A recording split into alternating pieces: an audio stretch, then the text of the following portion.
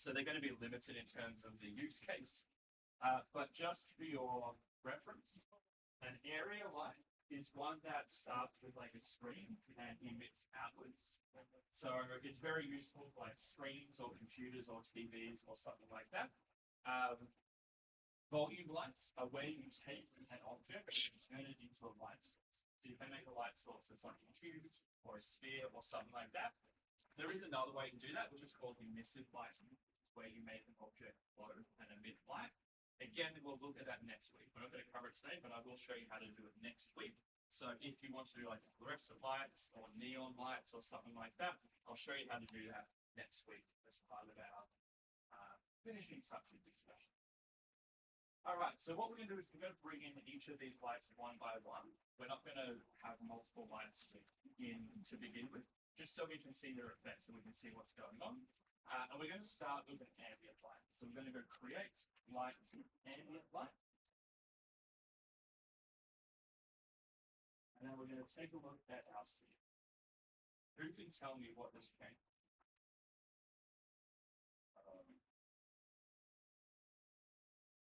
Three colors.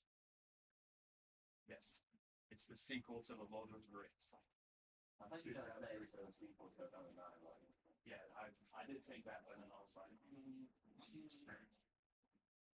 that was a trick question. Nothing has changed because in order to see the changes, we need to hit one more button on our keyboard, which is the number 7.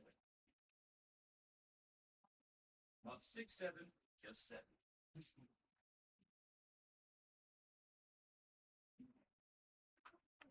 I knew you would be. All right. So now we can see a change, right? It kind of looks like it's a bunch of fog, looks a bit 2D. This is what an ambient light does. It does not have definition, it doesn't have volume. It's just a basic layer of light that we can use to build on top of our scene. So basically, we add an ambient light to establish the basic lighting conditions. And then we add other lights on top of it to develop our lighting design. So what you'll notice is that over on the right-hand side in your attribute editor, we've got ambient light shape, we've got type, color, intensity, we've got shadows, etc., etc. But mostly what we're going to worry about with an ambient light is the color and the intensity. If you mess around with the color, you will see that it will apply equally to the entire scene.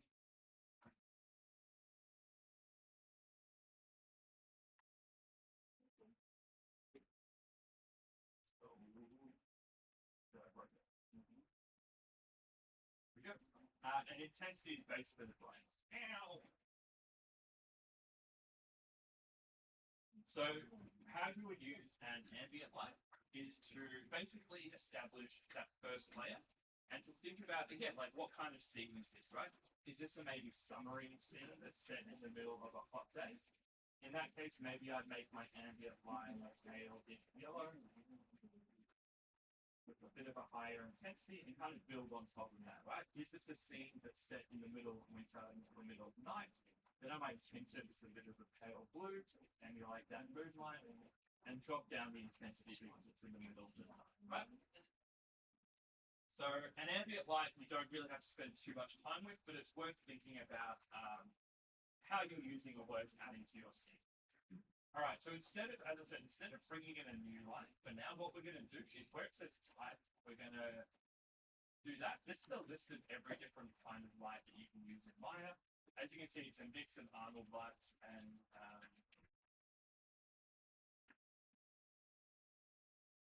why does this class suddenly become the place where fucking moves that have nothing to do? Oh my god. She's not my sister. And okay, I'm still about 2 or 3 more months away from getting back before we sleep in my classes.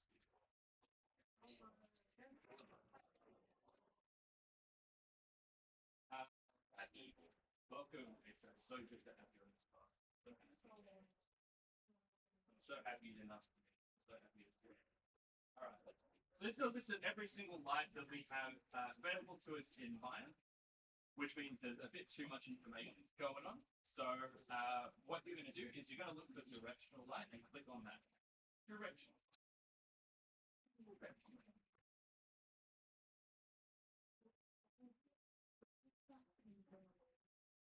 All right, so a directional light also has color that we can play around with. Also has intensity that we can play around with. But the key feature of a directional light is that it will shine in a particular direction. One might even say that it will shine in one direction. Baby, you love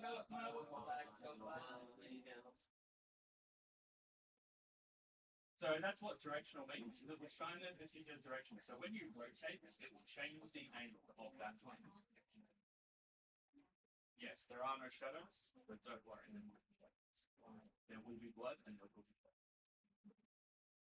So, a directional light, as you probably know already, is best used as like the sun or the moon, right? Or kind of like the primary light source in a scene that's shining in a particular direction that is shaping the lighting conditions of the scene. So if you move it around, it actually doesn't make a difference at all, right? Movement or position of the directional light doesn't matter. The only things that matter are the rotation, the color, and the So yes, as Tom pointed out, there are no shadows. The reason for that is because Maya is still living in the past. You have not realized, and it will not show shadows at runtime. It will only show shadows in a render. So if you go to Arnold, open Arnold Render View, or you still render with the software render or hardware render, then you will see. So they are there. They're just not being rendered at runtime. Basically, the logic is that it will slow things down too much, which isn't the case anymore because we are living in the year of our Lord 2026 and we can show some shadows. But, you know, back in the day, shadows were really expensive to calculate and Maya hid them by default, so it would slow things down. Most other programs these days will show shadows, including Unity, Unreal, and stuff like that. But unfortunately, Maya, in fact, will render the shadows. But it is worth doing that because, of course, whenever you add a light, it will also add in shadows. Just to give you some sacred wisdom, with every light comes a shadow, right? With every sunrise comes a sunset. With every night comes a night. With every sunny day comes a rain. And sometimes, you know, would you even know what it's like to be healthy if you weren't sick every week? Would you even know what it means to be happy if you weren't sad? Anyway, what that means is shadows are an essential part of your lighting design. So when you are designing your lights, also think about how you're designing your shadows. And the main way to think about shadows is depth. So how dark are they versus how light are they? But also the direction the shadows are traveling in or moving in, whatever the hell shadows do. Because, as you can see, they will direct your attention. When I'm looking at this image, I'm immediately like feeling like I should be looking to the right because that's the way the shadows are moving, right? So think about that. The good news is shadows will be there by default in Sketchfab, so Sketchfab is actually technically a renderer itself. So the shadows will be there already. It's just in Maya, you'll have to do a render to see it. All right, I'm going to keep that renderer window open for the next couple of lights, just so that we can still see those shadows. But again, I'm going to go over to my attribute editor, and I'm going to change the type from directional light to point light. Point light. Because you know what? You got a point. In fact, you got a point light. Okay, not point anyone with it. Here's my one woman point. So all of these groups, everyone else is like, it's not dealing with that. Yes. Yep. Yep. Done. Instead of us being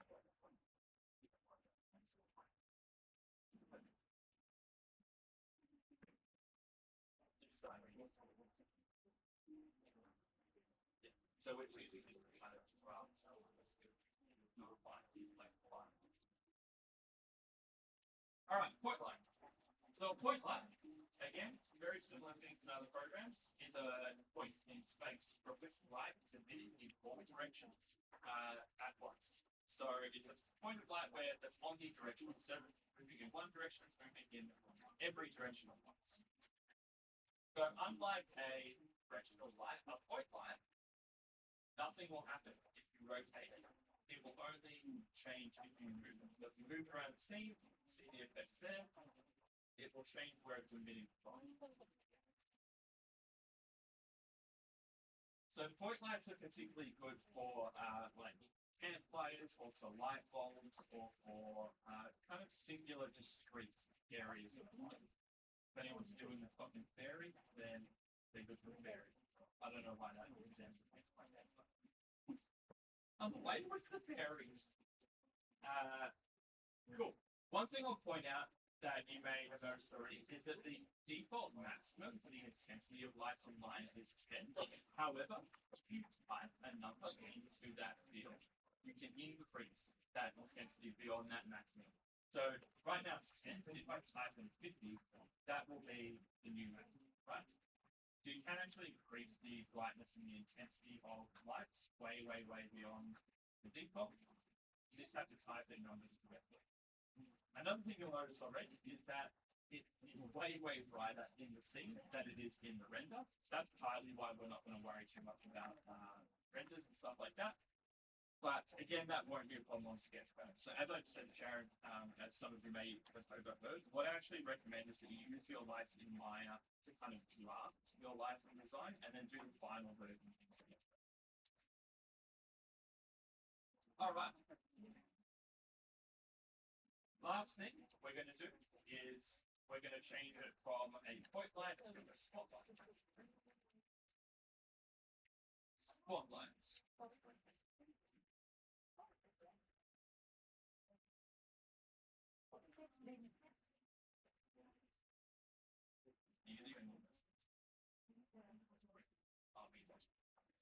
Two people listening. There's one of them. All right. A spotlight is both local and directional. Local is in it will only apply to a small part of the scene, not the entire thing. And directional, as in it will shine in a certain direction, not in all directions at once. What that means is that both the position and the rotation matter.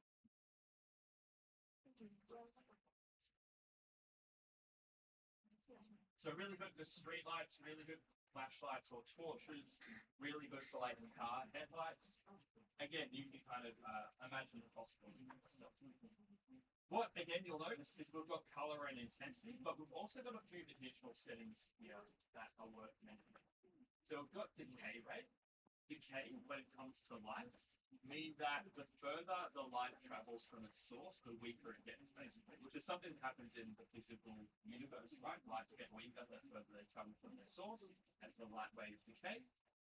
Right now, this will shine at the same brightness within the range that we give it, according to rotation and size and stuff like that. If you add a decay, I mean, you can see it yourself, like if you go decay rate and go linear, it will darken the light the further it gets away from us. So it's quote unquote more realistic, but it just depends on what effect you're going. Below that, we've got some tongue twisters, cone angle, penumbra angle, and dropper. Cone angle is the spread of the light. So if you make it nice and big, you can affect more of the scene. If you scale it down, you can make it like a little leaf big. Penumbra angle is basically the hardness of the edge.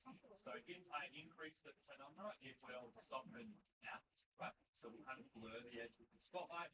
If I move it in, it will soften it, but towards the center. So penumbra angle is basically the hardness or the softness of the edge of the light. Drop off is another form of decay. So if you increase the drop off, it's going to get weaker and weaker the further away from light travels. This just gives you a bit more control. So you can add a little bit of decay, a little bit of drop off, or heaps, depending on again what you want to do. So you can play around with that, and then position and rotation and stuff like that.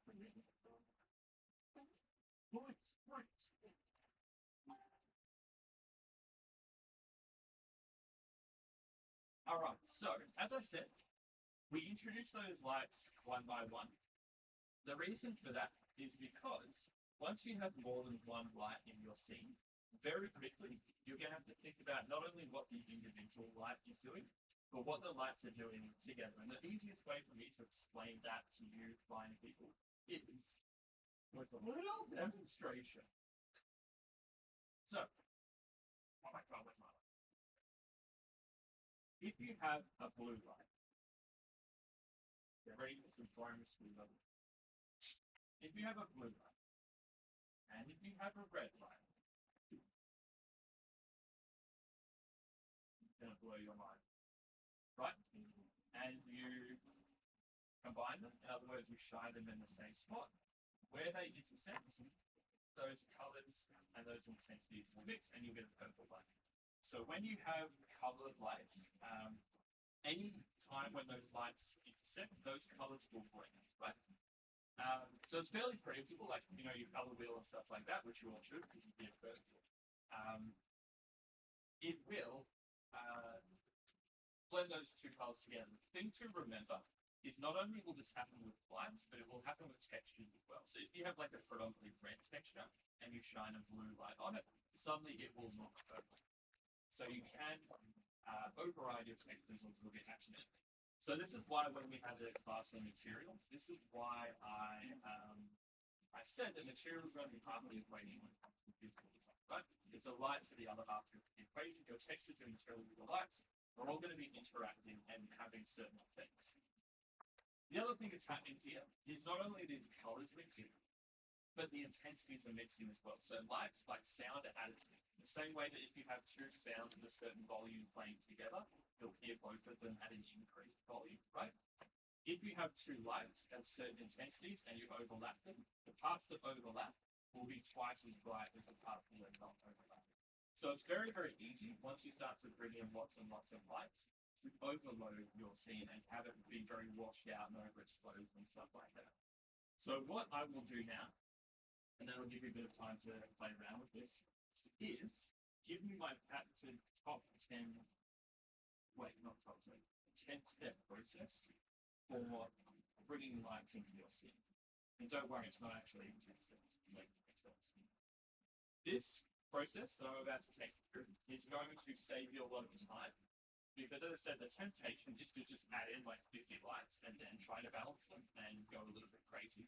But if you use my magical method, which is not that magical, then it's going to be a lot easier. You're going to be in control of your lights. You're going to understand what's happening. It's going to be much easier to balance your lights. So here is the process. I'll just get rid of those lights right now so we can start from scratch. I'm going to start with my ambient light, because that's the first lighting layout. And as I said, I'm just going to like tint it a little bit depending on my scene. So if this is a daytime scene in the middle of summer, I might tint it with yellow and decrease the intensity a bit because the intensities are going to layer on top of each other.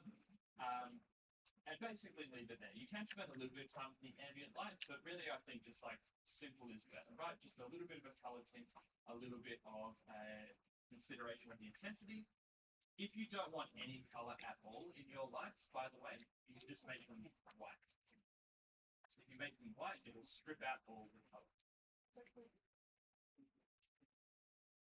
All right, once I've done that, I will go create lights, directional light, and then I will add in my directional light. And again, this is where your lighting design, as if thinking about your lights a little bit, comes in handy. So again, if this is summer, Australia, southern hemisphere, middle of the day, it's going to be a really intense light. Because for those of you who grew up here, or for those of you who have been here during summer, you know that the Australian sun is particularly harsh. You walk outside and you get sunburnt in 10 seconds, and you'll be my eyes, right? Because we got that super cool fold wind ozone layer chilling over us.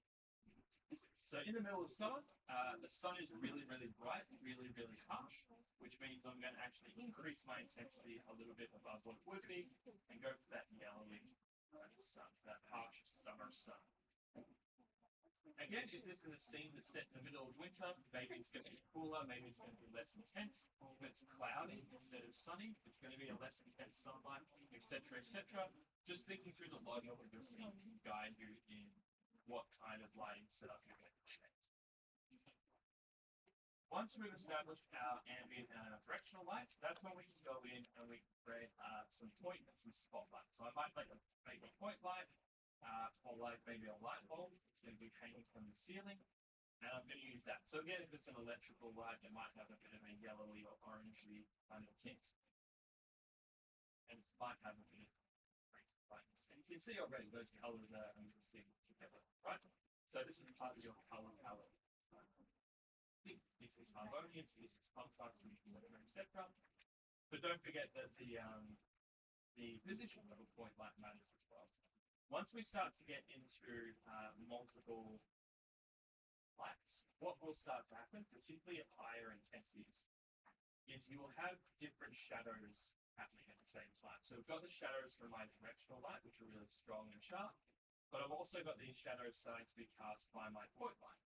So that's also worth keeping in mind and keeping an eye on, is how are your different lights affecting the shadows? Are they the shadows starting to get a little bit confusing and complicated? Should they all be pointing in the same direction? Is it okay to maybe have a secondary light source to complicate the shadows? All of that is worth thinking about at this point as well. The other thing you'll notice is if you put a point light too close to the ground, it's like really super bright, like nuclear. So usually a point light should be at least a little bit above the ground. Even if you're just using the point light to kind of light up the scene in general, rather than like attaching it to a certain light source or something like that. I might have a few point lights in my scene, depending on my design. Maybe I want to blend some lights together. Maybe I want to have some different colors happening. Maybe I want to use my point lights in the sense like light sources for candles or something like that. But this is where it's easy to go overboard. So as I said, there is a limit on the amount of lights you can have on Sketchpad, which is actually 4. That being said, if anyone needs more than 4 lights in their scene, there is a way to get around it, which I'll show you next week. But this is the point where you can be like a bit more strategic. So instead of just adding in 10 lights and being like, yeah, right, adding them in one at a time, balancing them, then bringing in the next light, balancing that, then bringing in the next light, balancing that. If you layer in your lights bit by bit over time, you're going to have much more control over them, and you're not going to stress about trying to get all your lights balanced and working when you're not really sure what light is going to work. Cool. And then finally, as another local light, I might bring in a spotlight if I need it. Again, thinking about how the colors and the intensities and everything is working together to fulfill my lighting design. So that's it. So that's literally my amazing magical process, is basically just bringing your lights one by one. So don't just add in all of your lights and then try to balance them. Bring in one light, get it to where you want it, bring in the next one, balance that together. Once you're happy with that, bring in the next light, and do it step by step. So layer in your lights, and it'll be much easier to handle, and you'll be more control of your light. So, all right, I'm going to give you 10 minutes to muck around with your lights in mind. So as I said, if you already have a bit of an idea of what you want to do for your lights in your scene, you can start to implement that now, start to play around with it, start to get a sense of like what intensities are going to work for you, what colors are going to work for you, what positions and rotations are going to work for you. If you don't have an idea of what your lights will be yet, you can start to play around and see what you can do. Once we have had a chance to do that, then we'll on to a special.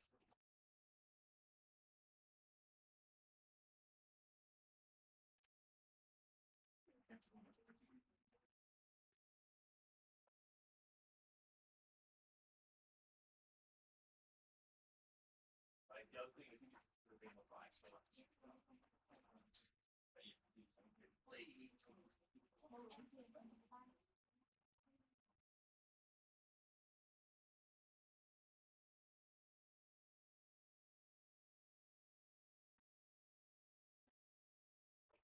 Oh,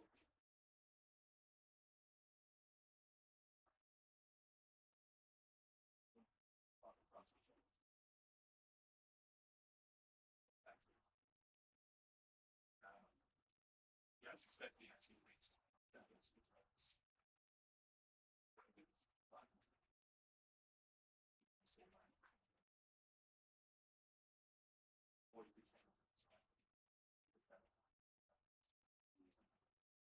the nightmare when you see it.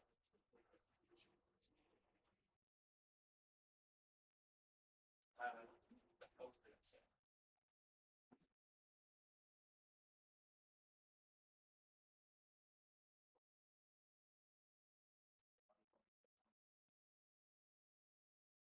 although you can go to your own classes later. How did you know? I did not know that you skip class. You got it. Seriously, it's not good for the world. We're just so stupid. I don't know. Like,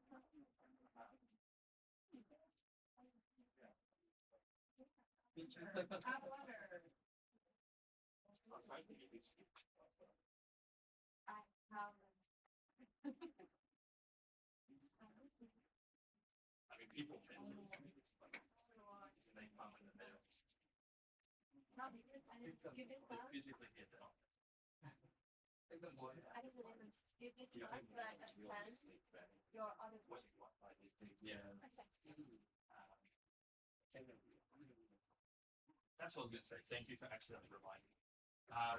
Everyone except you is probably doing their lights without the materials. So it's not going to look as good as when you have your section with materials like that, right? So we're mostly working with lights in isolation right now, so we can see what they look like.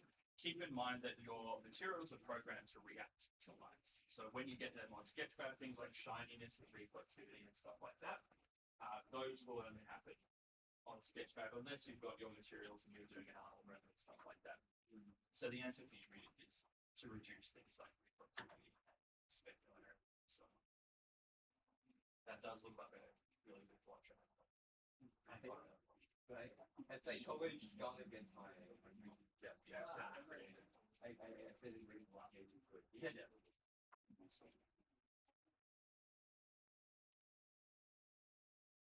Accidental self.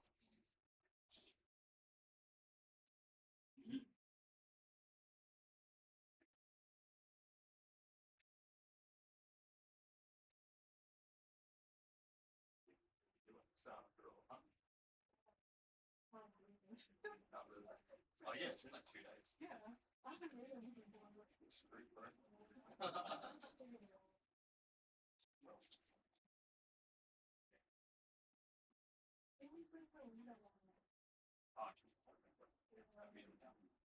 Sander. No, just say it's the Tony in Singapore. Yeah, Jamie was in Singapore. He's a Singaporean. Yeah, simply think that one million you live in. What's Singapore in Singapore?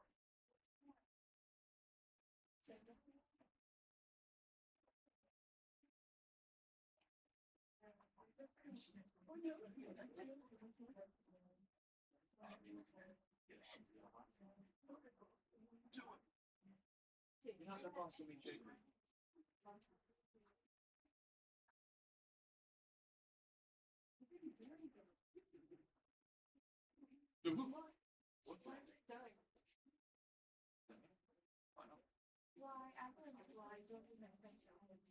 Yeah, you can't see ambient lights that are red. We're going to do it on Sketchfab. We're just doing like a quick render just so you can see the shadows. Yeah, if you were doing this properly, we'd be doing it. But we're not going to do things properly. I'm gonna only teach you how to do things in properly.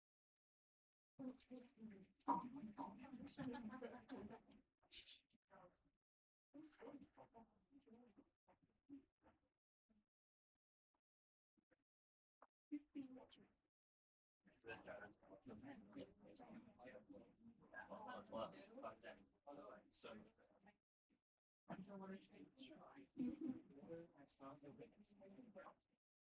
What does it say?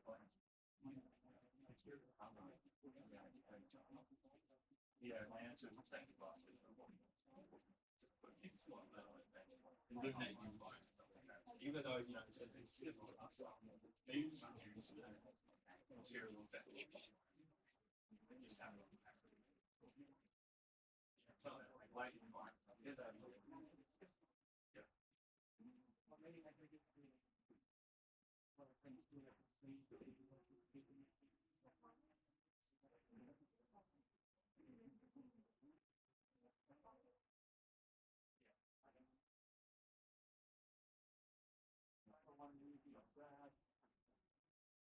Oh my God.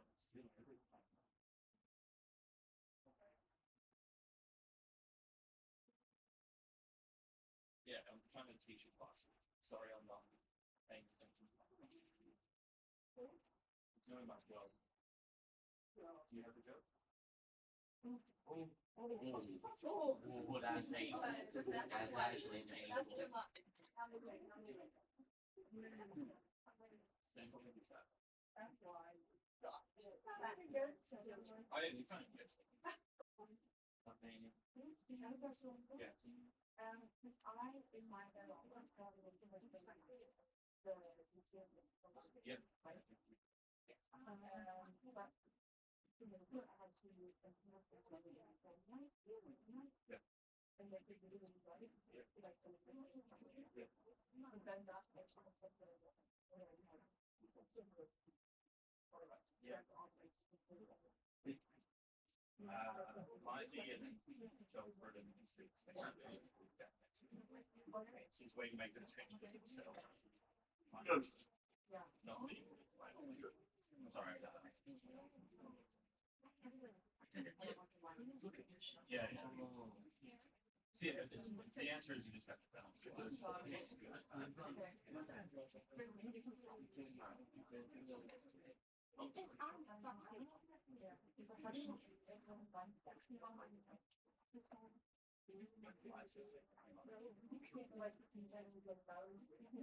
Yeah, so I just made like reduce like balance the intensity so it's balance like what you want to use.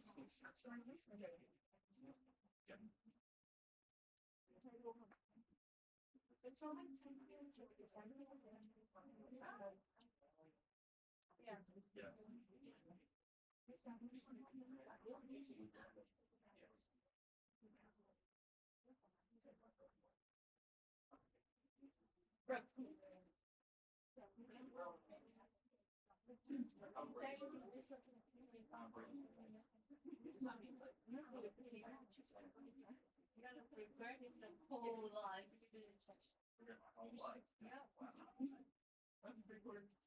All right, 1 more minute to muck around with the lights. Or 2 more minutes. 1 more minute, 2 more minutes.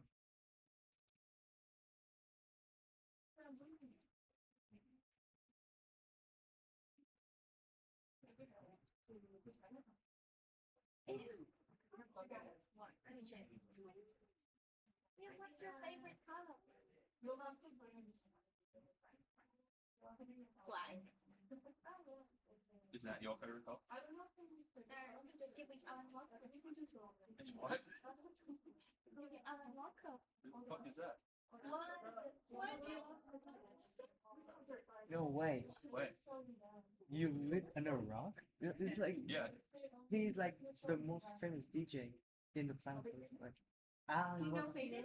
no, I'm faded. No way. Wait. It's the only listen to lo-fi. Yeah, exactly. Oh yeah. Make more If you sense. use on low file, yeah. You can try Alan Walker. I've never heard this clap in my life. I didn't even know it existed. Who's heard of Alan Walker? You don't have childhood. The Alan No. Walker. It's only you. You're the only people who know it. To be fair, like Alan Walker is like particularly famous in Vietnam. Really? Extremely Really? famous. Yeah, because he came to Vietnam, everybody know because of that. So There's basically, a every meme, there's a meme when he stole a bicycle. Oh yeah, that correct. Yeah, yeah, yeah.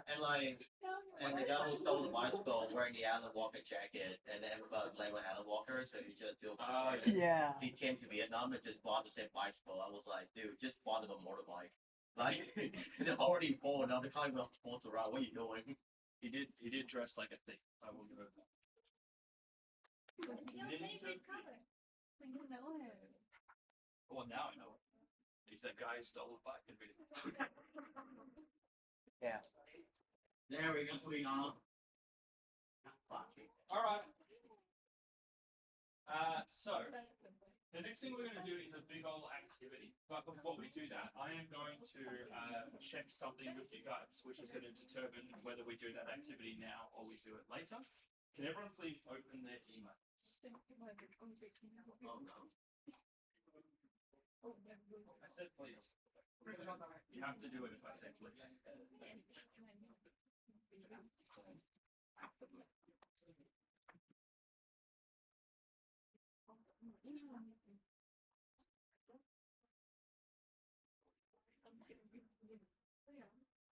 Yes.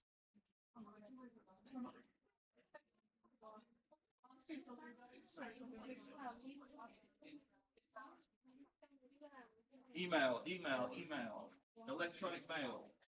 Do it, do it, do it, do it, do it.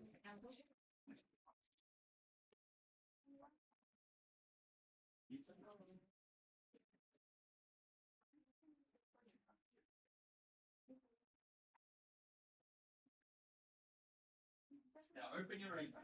Fuck, all right. Email, email. All right. Anyone who has dark mode turned on, get out. Visit daytime. Dark mode is for nighttime. Day mode is for day. Pretty simple, you guys.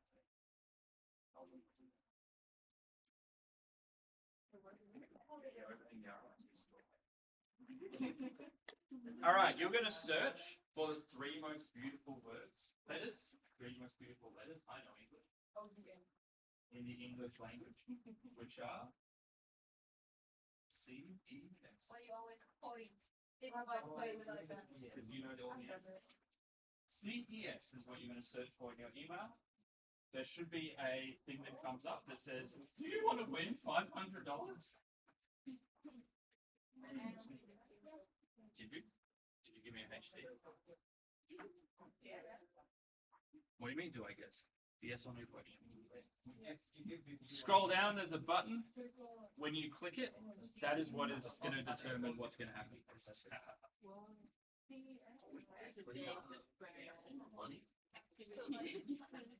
Maybe. Oh, dude, I know what my favorite thing. Nope, still happening. I just want to see how many people get me.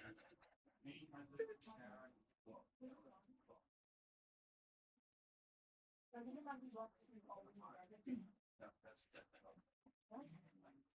The theory is that with all the like Canvas hacking stuff, that RMIT upgraded their security. Now it's like super technical. All right, so at least a few people have got it open. If you cannot get it open, if you're getting that error message that says we cannot process your request at this time, can you try to clear your cookies and your browsing data for the last hour? So if you're in Chrome, you just go to the top and go delete browsing data, and then just delete it. I've heard that you can also hit refresh a few times, and it will sometimes work. I have also heard that if you like close your browser and then open it and try again.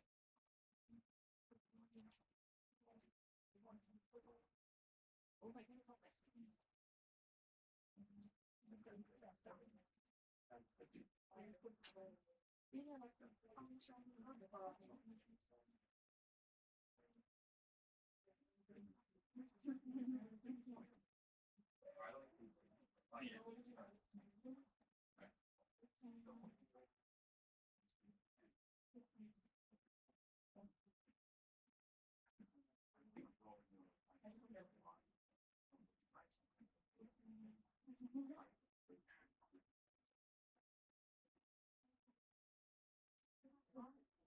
All right.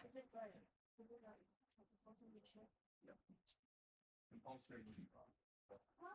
Compulsory is fine. Very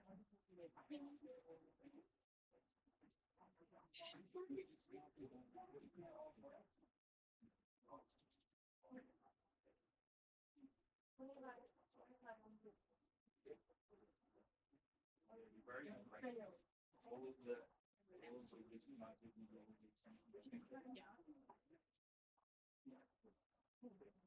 all right, so it looks like we've got enough people to dedicate some time to this. So this is the CES Course Experience Survey, which those of you in second year would have done in first year, so you know a little bit about it. This is where you can give your teachers feedback on the courses that you're taking this semester. As I said, there's been a little bit of an issue with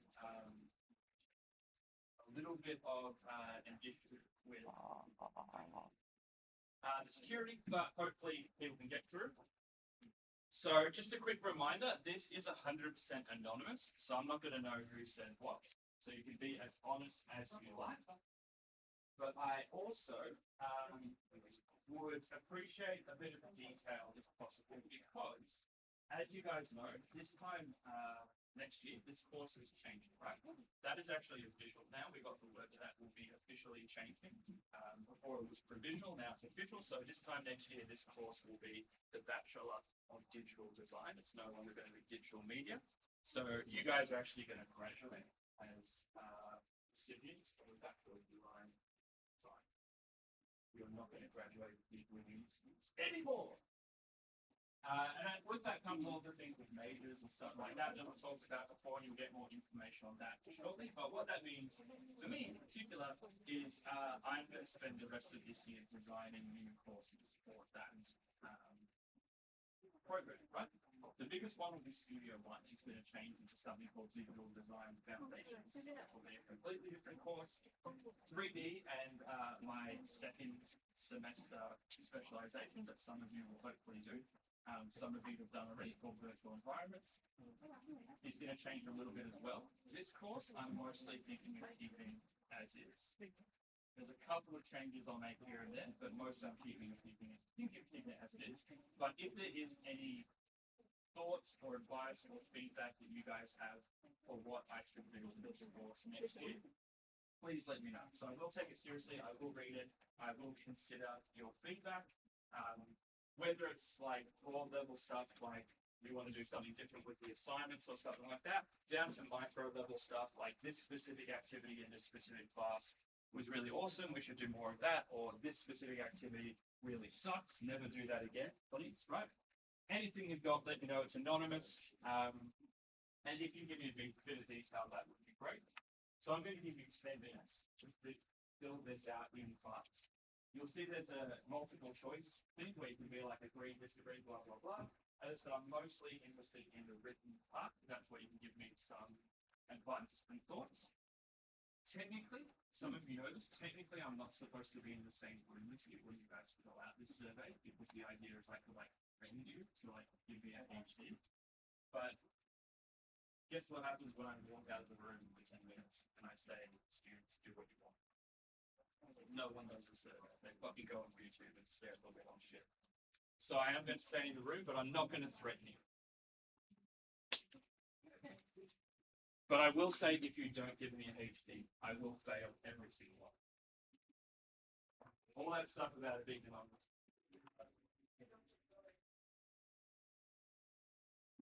If you say that, I will literally get fired. Get Evelyn out and get fired. All right. The only other thing I'll say before I give you 10 minutes to do this is you only have to do it for this class right now. I do not care about your other. Don't do those surveys. Or if you do those surveys, just say that you pick those classes. Just joking. But you don't have to know that. All right, I believe you. See, if you've already filled it out outside of the class, you can take the extended break.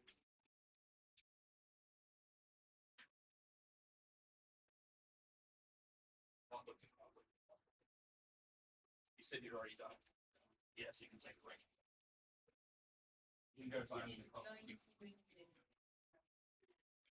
That's real. Apparently someone did win that battle. Apparently.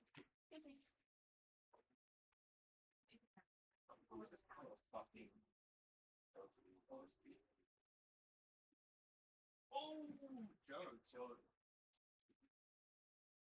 Low fight's been taken down. That's all I'm trying to do, but that's what We missed you. I didn't do any of that. I didn't just like focus on maybe just script them. But you can put it on. I'm spent on one of the other fight. You're right, both of it. What the hell? I'm supposed to be doing a survey. I've done it. Where the fuck are all of you?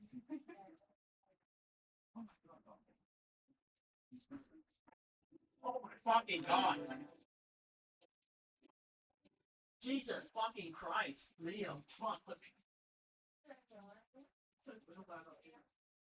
Why does it help?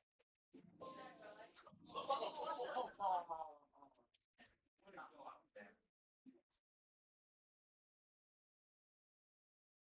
unable to complete the question. Doctor. I never would have my bus people.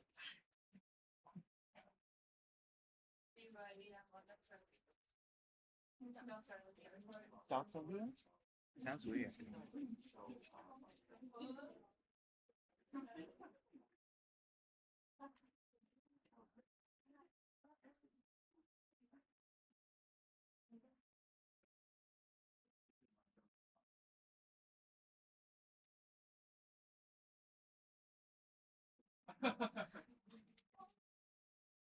no Praise the Lord. There's no repetition. Yes. So it's yeah.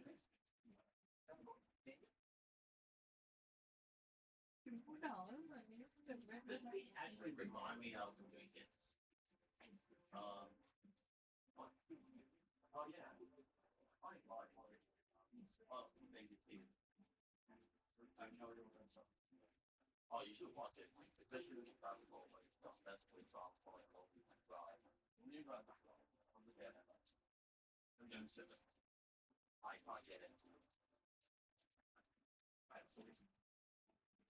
No, I'm actually not kidding. Look, do this over now.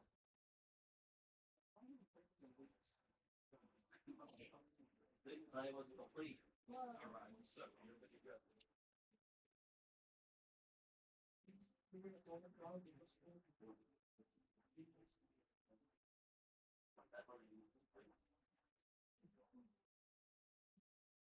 Oh, thank God. Now, I'm gonna get my survey.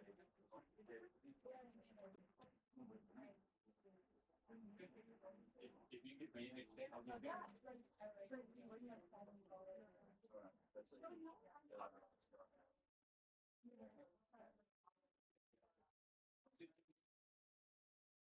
You search her? Blood, blood is blood, like we got.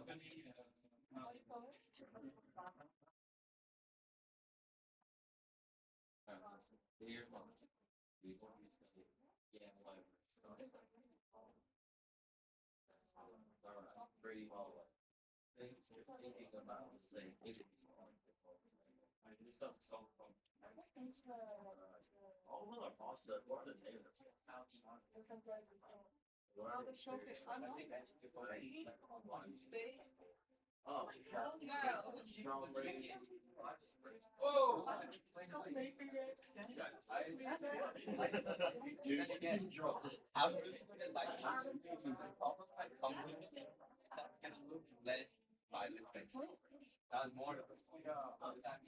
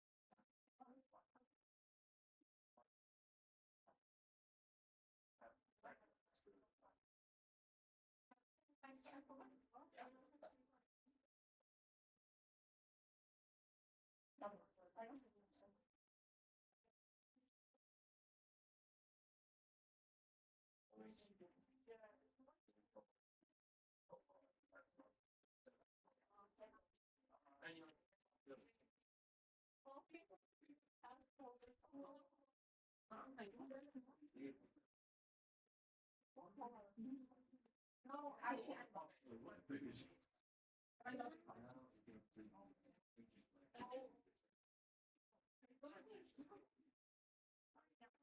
You stood back. I'm the one who wanted. The teaching in this. Which I noticed I did not acknowledge in the announcement. All of the work that I've done. But that's all right, that's fine. Yeah. Where does it say thanks to special election? Yeah, but they tell the pizza. Yeah. Besides that, this teaching in this course will inspire me to learn. Yeah. You're teaching me, teaching like, So it's more check. Did I inspire you? Did I inspire you to do your best? You think so? Oh, okay.